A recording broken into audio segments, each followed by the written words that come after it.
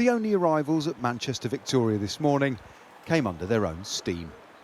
There were no trains to disturb the peace. The station shut down almost completely on day one of the first national rail strike in 30 years. It's just after 8 at Manchester Victoria. It's peak rush hour.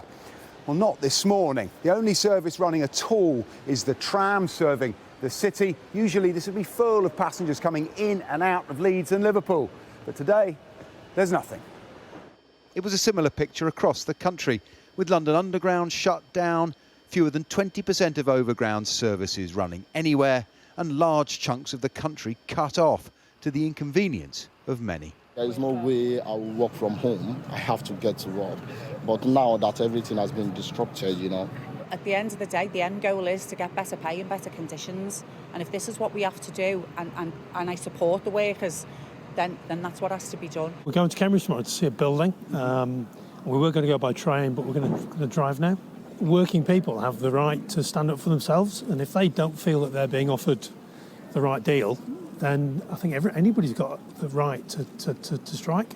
As up to 50,000 RMT members walked out in a dispute over pay and conditions, the blame game resumed. The Prime Minister suggesting commuters should expect a long haul. We need the union barons to sit down with Network Rail and the train companies and get on with it. And we need, I'm afraid, everybody, and I say this to the country as a whole, we need to get ready to stay the course. Grant Shapps can come to the table if he wants. I'm not particularly bothered. But if he wants to come to the table, he'd be welcome, as long as he comes in a framework of goodwill. What he needs to do, really, is allow the management of the train operating companies and Network Rail the licence to get on with negotiating. But while there was disruption, fears this solstice strike would be the longest day for travellers too were unfounded. Transport for Greater Manchester say road traffic was up just 2%, despite 80% of trains being cancelled. Primed by the pandemic, this was the day millions stayed at home. At this environmental consultant's, COVID accelerated a culture of flexible working.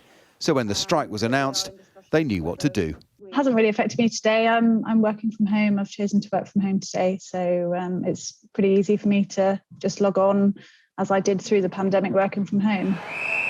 Talks between Network Rail and the RMT will resume on Wednesday, but services will remain disrupted ahead of further strikes that will come at a price for city centre businesses and test public patience and the appetite for compromise.